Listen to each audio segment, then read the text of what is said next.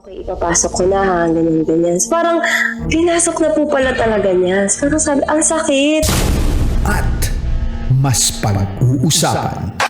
Na-rape po ako ng isang pare. Mga sikretong dito mo lang mapapakinggan. Top Secrets. Top Secrets. Top Secrets. Top Secrets.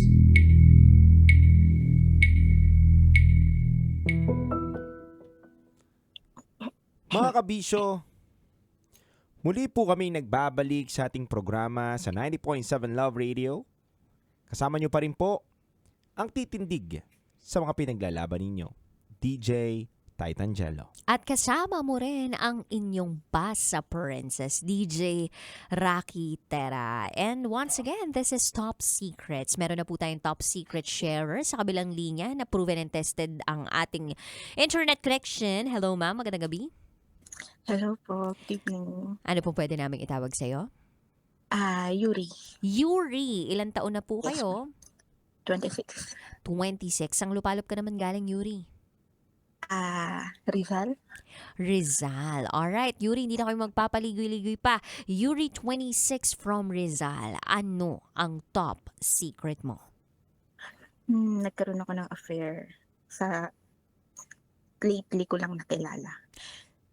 Nagkaroon ka ng affair sa isang taong lately mo lang nakilala. Tama ba kami ng pagkakarinig? Yes po. Kwentuhan mo naman kami. Actually, 6 months, may 6 months boyfriend ako. Tapos, ano kasi siya, parang wala siyang direction sa buhay niya, wala siyang pangarap. Hanggang sa nanawa ako sa kanya na intindihin siya. Then, may nakilala ako. Kasi ano yun eh, move it. Kasi based sa work ko na rin kasi ano kasi ako, massage therapist ako. Working student, nag-aaral sa umaga, tapos therapist sa gabi. Tapos, sa trabaho ko kasi, move it lagi yung ano namin, move it lagi yung sinasakyan namin back and forth. Through client to client, tapos house to house. May nakilala ako. Actually, marami ako nakikilala. Bukod tangi siya. Tangi siya ang nakilala ko that time. Ang bait niya. Well, actually wala. Hindi ko alam kasi kung anong meron ngayon. Pero nagkikita kasi kami without knowing kung anong label ang meron kami. Pero hiwalay na ako dun sa 6 months kong boyfriend.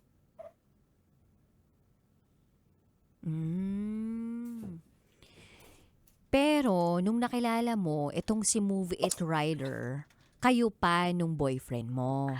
Yes. Yes.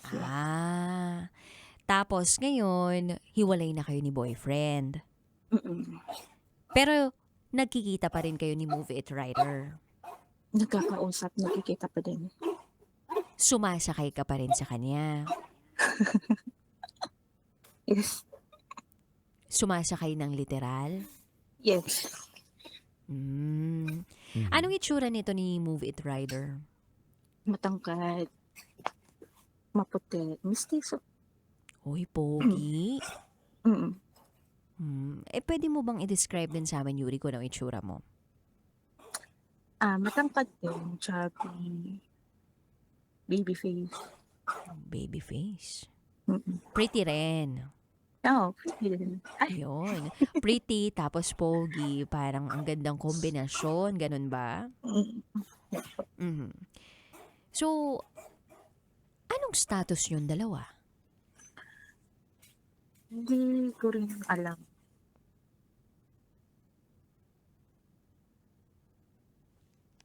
Opo, hindi ko nga alam. Hindi mo alam. Pero nung tinapos mo yung relationship ninyo ng ex mo, buong-buo yung desisyon mo na ayaw ko na rito. Kasi ano na eh. Paano ba? Kasi, ano na eh, nag-fade na yung love. Yung dati. Kasi pinagtanggol ko siya sa lahat eh. Tapos, may dumating yung times na napagod na ako kaintindi sa kanya. Tapos hanggang sa yun, may nakilala ko. Hindi ko alam kung naging way siya. para makapag-decide ako o para ko mawala. Hindi ko rin kasi alam kung ano talaga yung naging basta nung time na nakilala ko yung isa, yung Pit Rider is tsaka lang ako nakapag-decide na mawala talaga. Tapos ngayon naman, hindi rin naman ako sure kung sigurado ko dun sa nararamdaman o sa pinapakita sa akin ng isa. Kasi minsan parang lulubog lilitaw yung isa eh. Mm.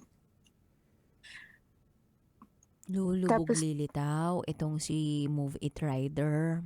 I mean, hindi na, ano kasi siya, VA na siya ngayon eh. So yung, ano niya, yung environment ng work niya is panggabi na. Pero hindi na siya nag-ride. Nag-ride pa rin siya, pero minsan pagsusunduin niya na lang ako. Yuri, may tanong lang ako. Yes. Ito bang nakilala mong Move It driver na to? Umpisahan natin. Backtrack muna tayo. Bago tayo tumungo doon sa pagiging VA niya. Nung una nagkakilala kayo, sino nagyaya sa inyo na lumabas kayo? Ikaw o siya? Siya. Anong sabi niya sa'yo? Hindi, actually nun, kasi nung time na yon is, hinatid niya lang ako dun sa bahay ng client ko. Tapos, after hiningi niya yung number ko kasi, tapos, di binigay ko rin. Syunga, diba? Tapos, mag-uusap na kami. Tapos, one time, hindi ko alam kung organic na pagkikita yun. Kasi, sumunod na, lumipas na ng isang araw, naibuk ulit siya nung amo ko. Siya ulit ang naging rider ko. Okay, di natuwa ka. Kinilig ka. Uy! Tadhana. Tapos, ayun na. Tapos din, after nun, nang nagkita kami ulit, tapos nagulat ako, sabi ko, ikaw ulit. Sabi niya, opo mama, ako ulit, gumanon siya. Tapos after nun, yun na yun. Nung after niya ako ihatid ulit sa client ko, nag-insist siya, sabi niya sa akin. Sabi niya, anong oras ka kaya matatapos sa last client mo? Gusto mo sundin kita? Sinundo At ka? napaisip, sinundo niya ako nun. Parang mga 12 midnight na yun. Pagkatapos sumundo, pumunta kayo sa ibang lugar. Pumunta kami sa ibang lugar. That time ba, Yuri, in relationship ka dun sa kwento mo kanina? Complicated na. Complicated pa lang. Ibig sabihin, nasa relasyon ka pa rin. Oo, pero hindi na kami ganun na nag-uusap. Oo nga, yes or no lang, Yuri. Nasa relasyon Yes. ka pa rin. Okay. Yes. So, nagkaroon kayo ng relasyon na hindi mo alam yung label neto ni Move It Driver pero may nangyayari sa inyo. Yes. Gaano katagal na kayo nito ni Move It na naging VA? Hindi, actually, wala pa nga. I think nag-1 month pa lang kami magkakilala at nag-uusap ganun.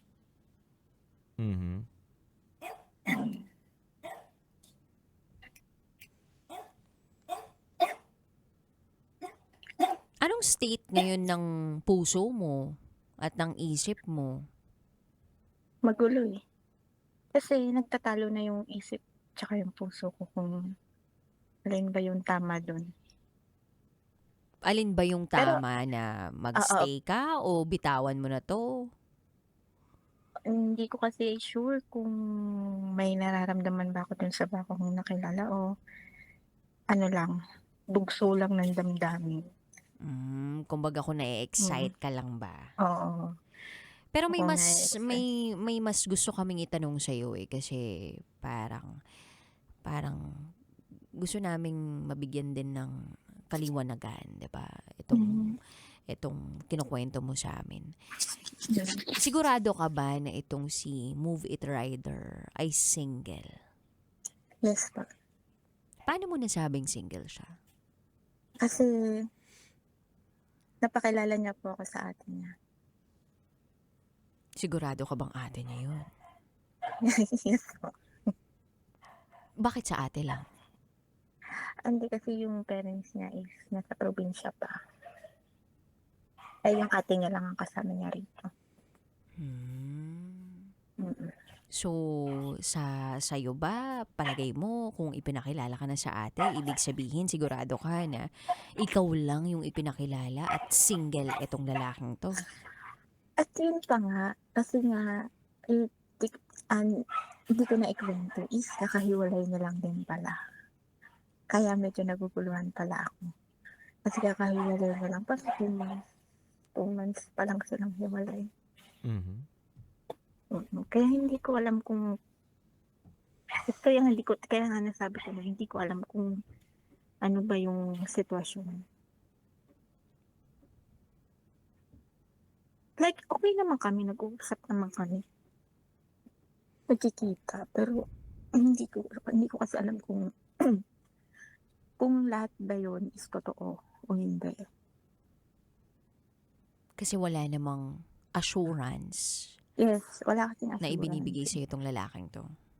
Wala siyang assurance. I mean, hindi siya nanliligaw. Pinakilala niya lang ako sa ate niya as a friend niya, pero hindi ko kasi alam kung anong meron sa amin. Kaya nga nagulat ako kasi pinakilala niya ako. Kumbaga, lahat ng ginagawa ng mag-partner or mag-jowa, halos ginagawa nyo na. Pero wala Yes. lang kayong label, ganun ba? Ganun nga. Binibigay mo yung sarili mo sa lalaking to, pero hindi malinaw kung kayo o hindi. Ganun nga. Mhm. Nag-uusap pa rin ba kayo sa pagkakataong to? Yes, nag-uusap pa kami. Okay. Anong balak mo? Wala ko siyang tanongin sana kung anong meron. Kung ano nga ba, kung ano yung sa amin. Kasi nga, Mhm. syempre, nagagawa na namin yung mga ginagawa ng mag-partner talaga nang wala kaming label. Mhm. Gusto ko lang itanong sana sa kanya kung may patutunguhan ba yun or kailangan namin itigil. Paano kapag ang sagot niya lang sa'yo ay, masaya naman tayo. Let's keep it this way, ganun. Ganito lang tayo. Anong gagawin mo? Yun, hindi ko alam.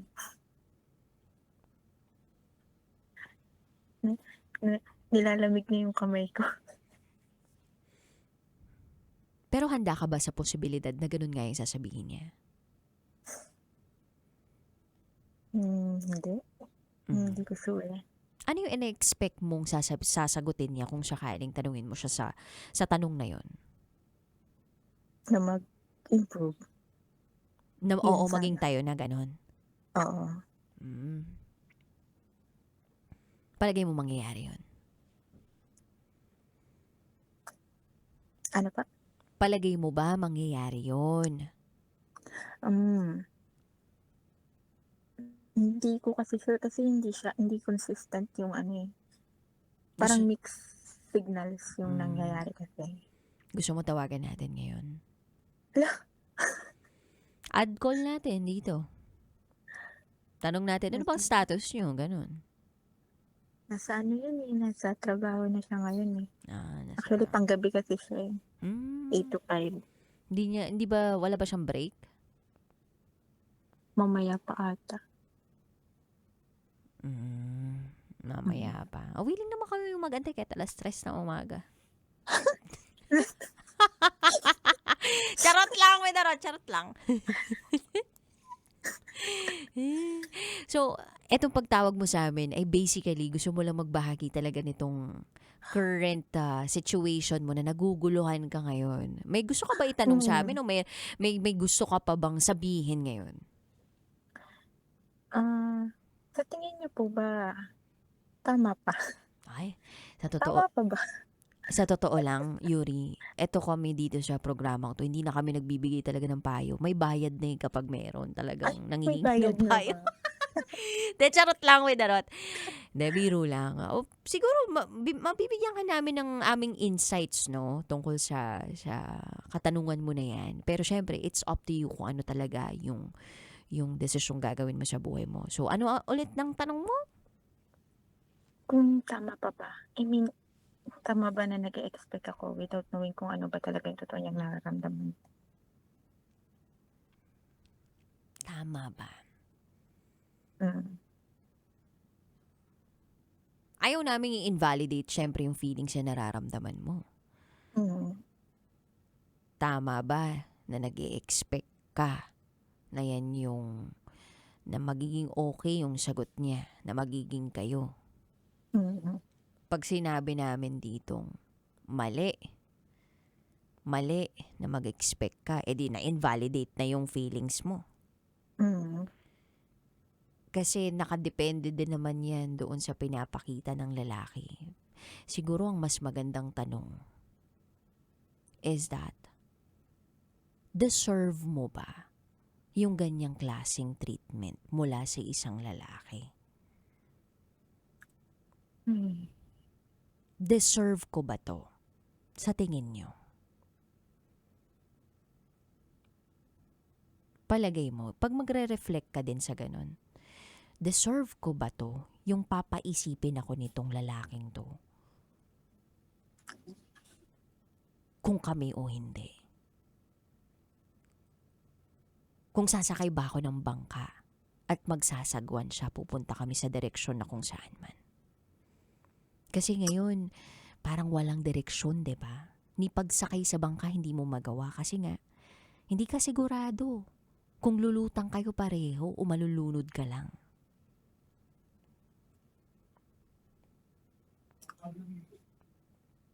Parang yun nga po yun. Parang nalulunod na ako kakaisip. Mamaya mapapakinggan natin yung thoughts si Titangelo kasi lalaki siya. Ay may sasabihin talaga siya dito. Pero ako, coming from an experience na may isang lalaki na back in 2000 something in my life. Ito personal experience ko na to at ibabahagi ko to sa iyo, no.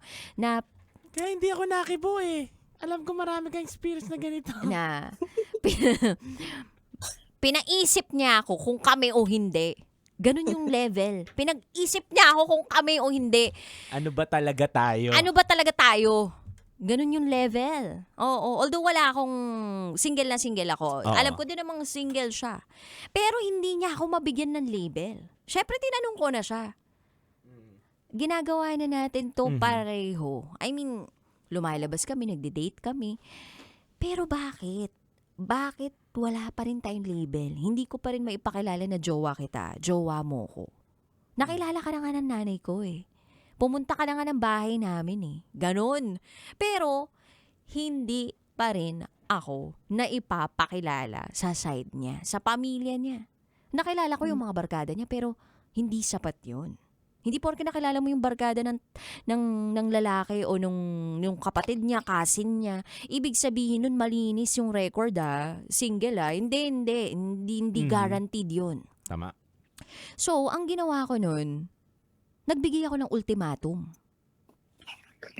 Ano ba talaga tayo? Kasi, ito na yung nararamdaman ko. Hindi na ako nai-in love sa iyo. Para bang wala akong panghahawakan sa kung anong meron na ito. Meron sa ating dalawa. Parang, iniisip ko din kasi, in love pa ba ako? Nai-in love ba ako sa kanya? O parang nai-in love lang ako dun sa idea naming dalawa na magiging magkarelasyon kami? O in love lang ako dun sa idea na kinreate ko sa kanya? Yun yung ko iniisip ko nun, nag-reflect ako dun. Hanggang sa umabot sa punto na ako na rin mismo yung umayaw. Bakit? Kasi hindi klaro. At meron akong naalalang quote na talagang kailangan ko nung panahong yun. Alam mo kung ano yung quote na yun? God is a God of clarity. Clarity. Pag humiling ka sa Diyos, nabigyan ka ng kaliwanagan. Ibibigay niya sa iyo yan eh. So, nung time na nagdasal ako para sa kaliwanagan, gift of discernment, sa pagkakataong yun, nagulong-gulo ako, doon ko na-realize na, hindi. Hindi ito yung pinaplano ng Diyos para sa akin kasi masyadong magulo yung isip ko. Tsaka masyado maraming bumabagabag sa akin. Hindi ako payapa. At ang lalaking tunay na mag-chase ng babae at tunay na nagmamahal, tunay na gustong kilalanin ka, pahalagahan ka, mahalin ka, aalagaan ka, magbibigayan ng plano, babakuran ka niyan. Ayaw niyan na merong lalaking umaaligid-aligid pa sa'yo. Kung pwede nga 24/7 magkasama kayo para lang kita niya na deserve mo siya. Papatunayan niyang mahal ka niya, hindi yung pag-iisipin ka. Tama. Kaya, at that moment, nag-decide ako na itigil ko na to. Hindi ko na to kakausapin pa after ng long message ko. Kasi, ang dami ko nang binigay na pagkakataon. Pero wala. So, ako, ang masasabi ko sa'yo, hanggat kaya mong tanungin kung ano ba tayo, at kung mabigyan ka niya ng sagot, dapat handa ka sa kahit ano. Kung sasabihin niya na masaya naman tayo that's bullshit. BS lang yun. Maniwala ka sa akin. Tama. Pinatatagal niya lang yung opportunity na ibinibigay mo sa kanya. Like, hello, bakit ko bibigyan ng label kung nakukuha ko naman sa'yo yung gusto ko? Galing. Tama. Totoo yun. So, ano pang ile-level up nitong relationship na to? Kasi nakukuha na ko na yung gusto ko sa'yo. So, ikaw mismo yung magsiset ng boundary para sa sarili mo. Nang sa gayon, you get what you deserve. Yun. Galing. Big check. Dude, explain mo nga yung perspective ng isang lalaki sa ganitong klaseng sitwasyon. Kasi hanggat kayo, makakabola kayo, bobola kayo eh. Totoo yan. Alam mo, Yuri,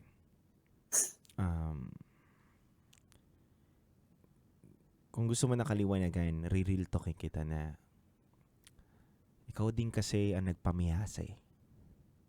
Dapat nung una pa lang na nakilala mo siya, pinaramdam mo yung worth mo sa kanya. Na hindi ka madali makuha. Hindi ka madali basta pasukin yung buhay mo. 'Di ba? Kasi nakita din ng lalaki. Ang lalaki kasi, kami mga lalaki, kapag nakita namin yung opportunity na hindi naman na namin kailangan ng label. Totoo yung sinasabi ni partner na ba't ko pa kailangan ng label? Kung nakukuha ko naman na yung gusto kong makuha.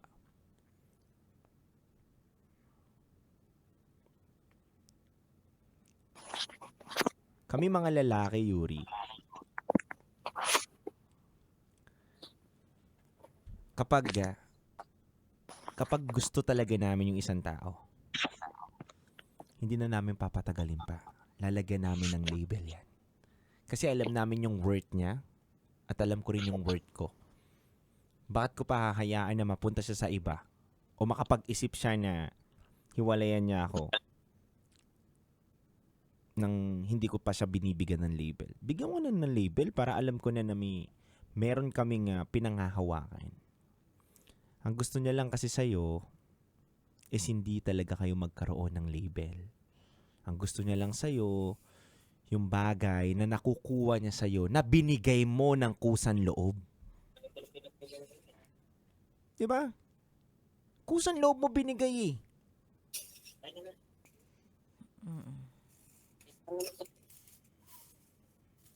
Ikaw mismo nagpapasok sa buhay ng tao na to na, o sige, tara, G tayo dyan. Tapos ngayon, sasabihin mo sa amin, naguguluhan ka. Para sa akin, yes, valid na naguguluhan ka. Pero minsan, tanungin mo rin yung sarili mo na, bakit ako naguguluhan? Nung una pa lang, hindi ko siya sinabihan na bago natin to gawin, dapat alam natin kung ano tayo. Yung mag-may label nga eh. Naloloko pa. Kayo pa na walang label, ang dali mong iwanan. Ang dali mong lokohin. Diba?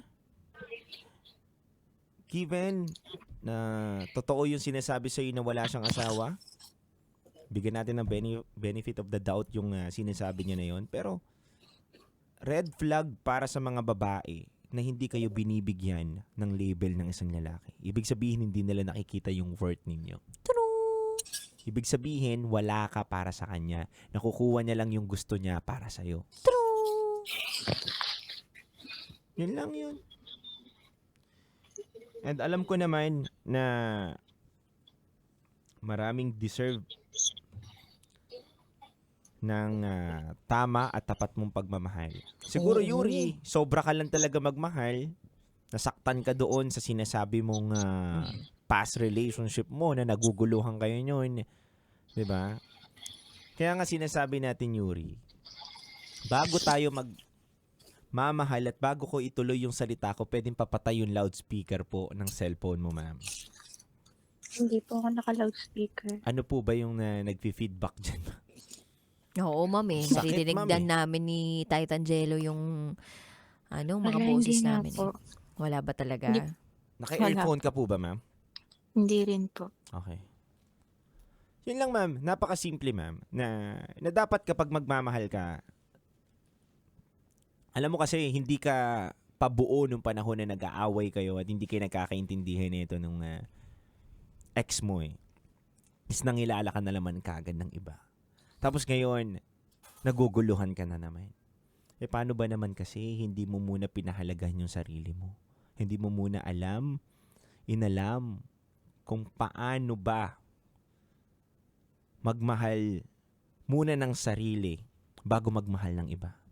Ngayon, nasaktan ka, naganap ka ng tingin mong magpapaligaya sa'yo, which is hindi totoo yung ganun. Hindi ligaya o saya o kukumpleto ng nawasak mong puso yung ibang tao.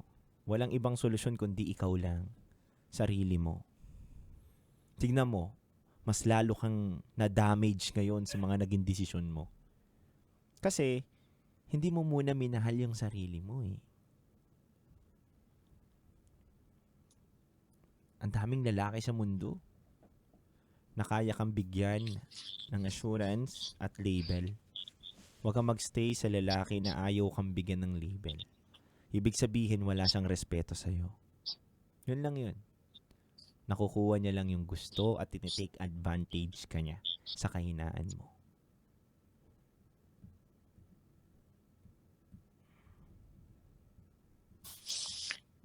Ay, Yuri, palagay mo, ano nang gagawin mo? magtatanong. Mhm. Tanungin ko siya kung ano ba talaga. Mhm. Kung meron ba o kung may patutunguhan ba. Kasi kung wala, edi tigil na. Mhm. Tawag ka sa amin kapag nalaman mo na yung sagot, ha? Isang buwan na kayo, di ba? Okay. Isang buwan na kayo? Mm, O kahit kahit message mo lang kami. Tinigil ko na po. O kung hindi mo pa tinitigil, di kahit 1 year pa. Pero kung ako partner kung ako tatanungin, tigil niya na. Tama na, Yuri. Tingin mo ba mauubos yung lalaki? O siya lang ba ang tingin mong lalaki na magpapaligaya sa buhay mo at tingin mo magmamahal sa'yo? Wala na bang ibang lalaki magmamahal sa'yo, Yuri? marami pa naman. Oh. Pero medyo Masarap kasi siya eh.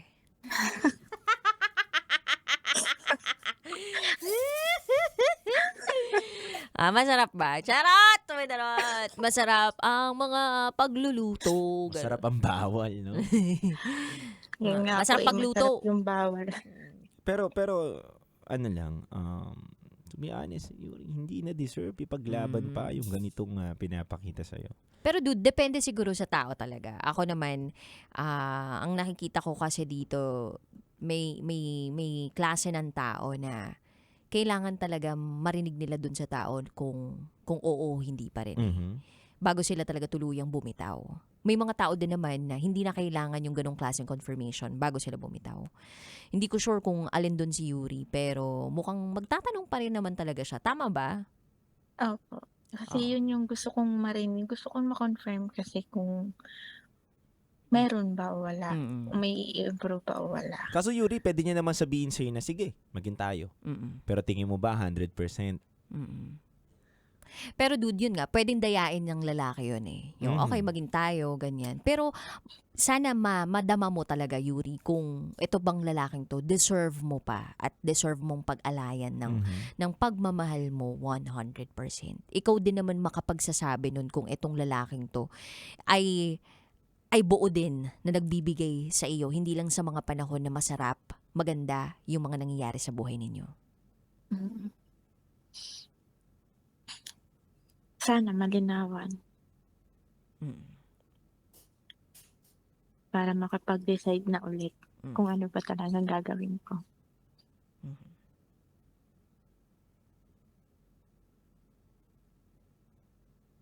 Pero minsan alam mo rin na talaga yung sagot sa sarili mo eh, no? Yung parang, sige, bigyan lang natin ng chance. Yung ganun, dude, no? Ayun, bigyan na natin. Nag-aantay ng validation. Oo.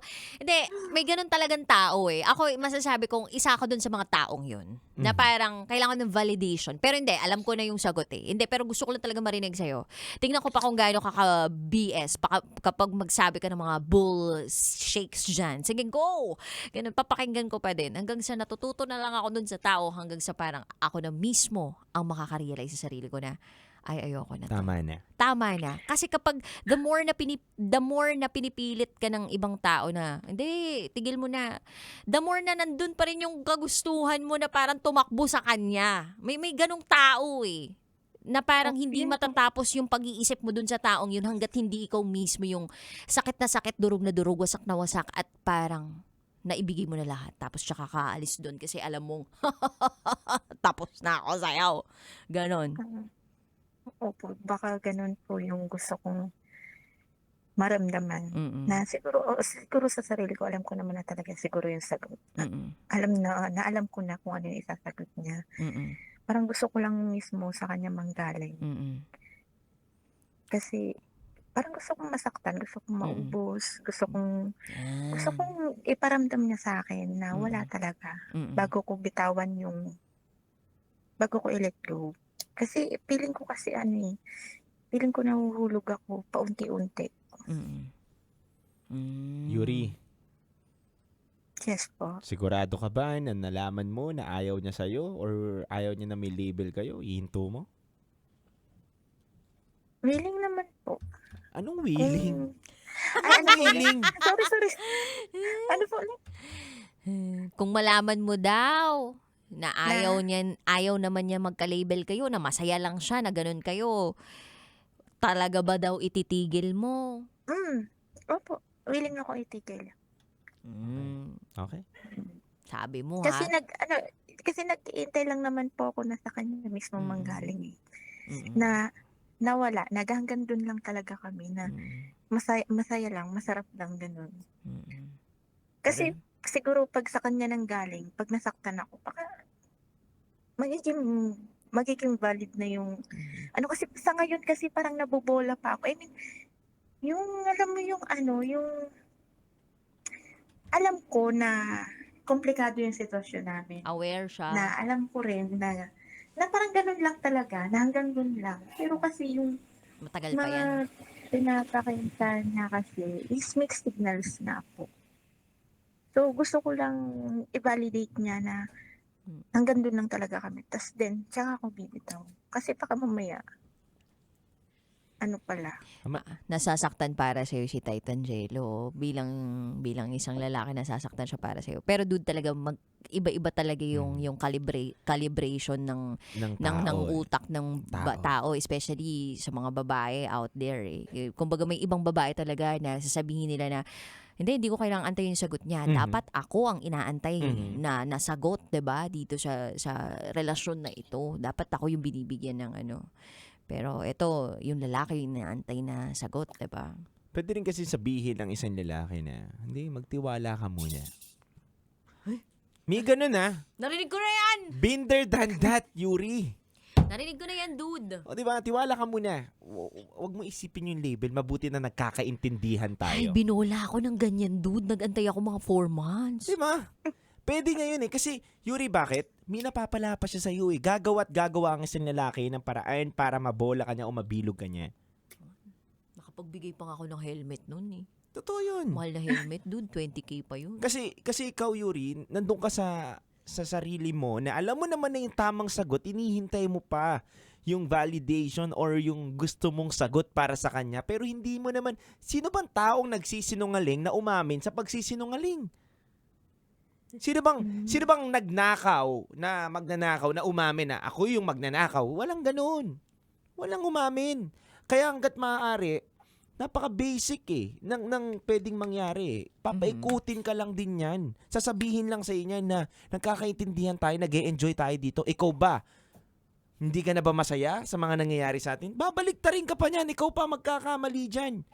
Oh, sasabihin mo, masaya pa rin ako. Hanggang sa mawawala na naman yung tanong mo na ano ba talaga tayo? Diba? Kasi ilang beses na kayong may nangyari sa inyo, Yuri? Sige nga. Twice. Ilan? Twice pa lang. Twice pa lang.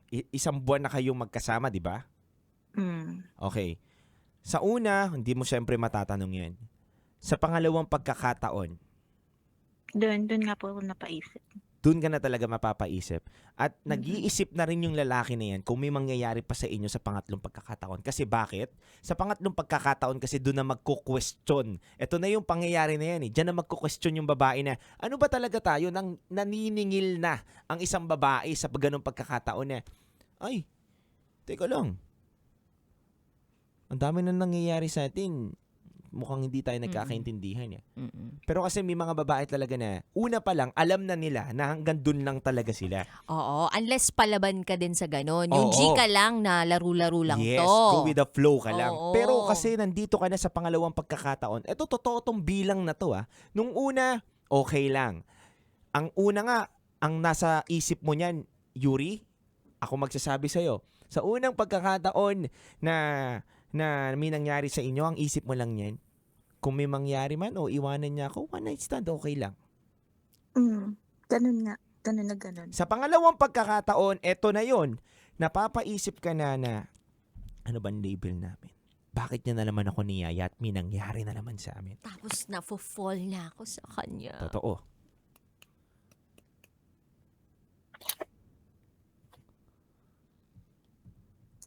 Pinapaisip ka lang namin ng Yuri na mas malinaw at mas maayos. Sa pangatlong pagkakataon, Yuri, may mangyayari sa inyo. Asahan mo yan. Pero, wala kang makukuwang sagot sa kanya na ito yung label natin. Paiikutin ka pa rin yan. Alam na isang lalaki na marunong manloko kung paano magmaneho sa ganyang bagay.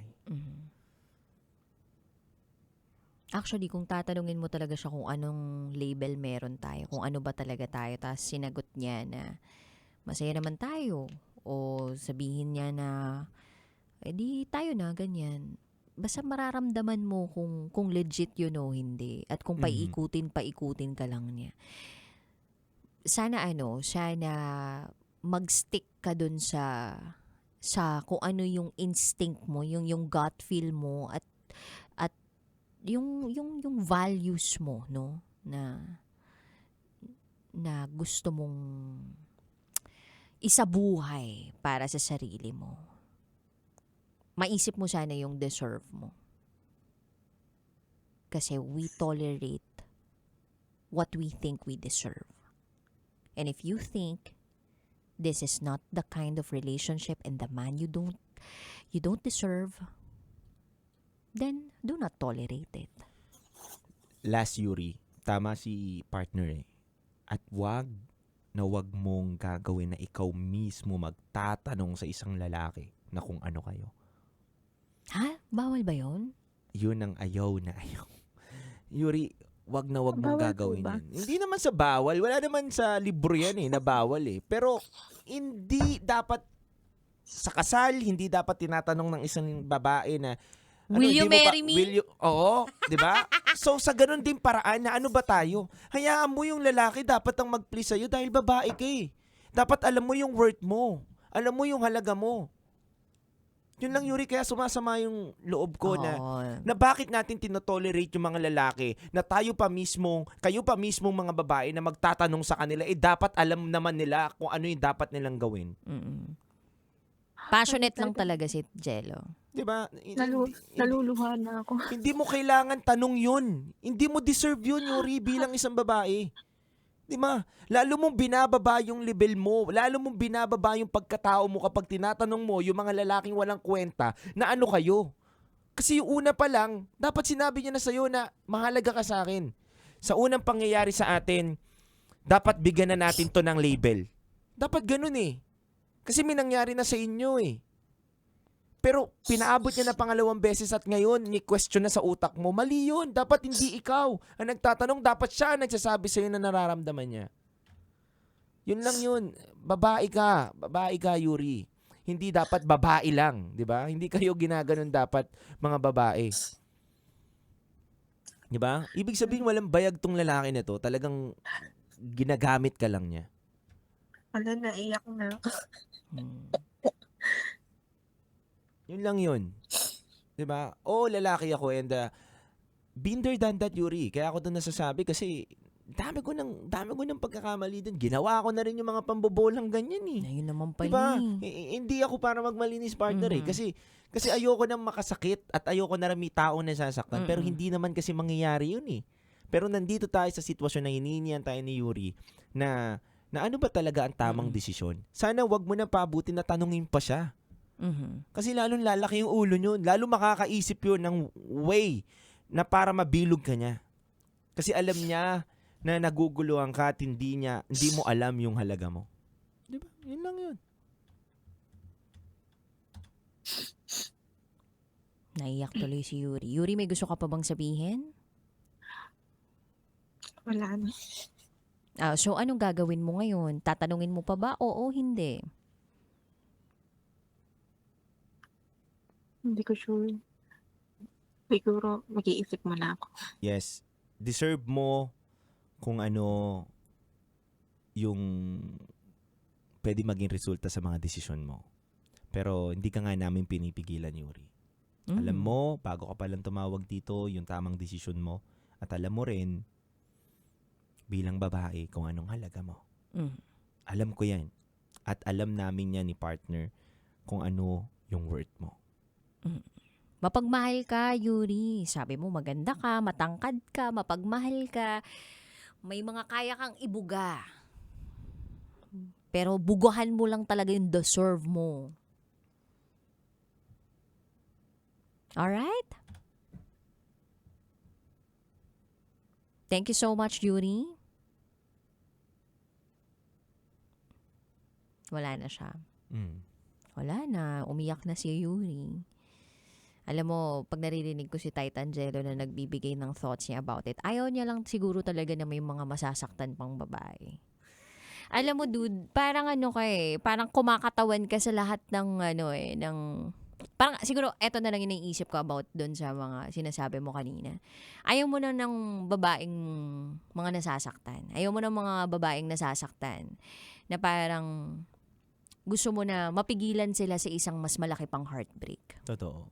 Kasi pwedeng mas malaki yung maging damage sa kanila. Oo.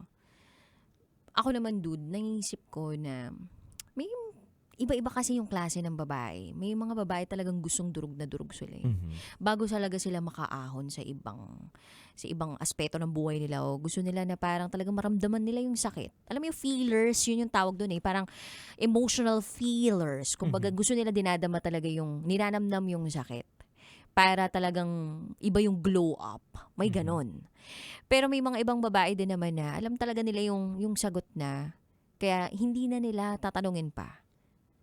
Bilib ako dun sa ganung klaseng babae. Pero bilib din ako dun sa babaeng ini-endure pa.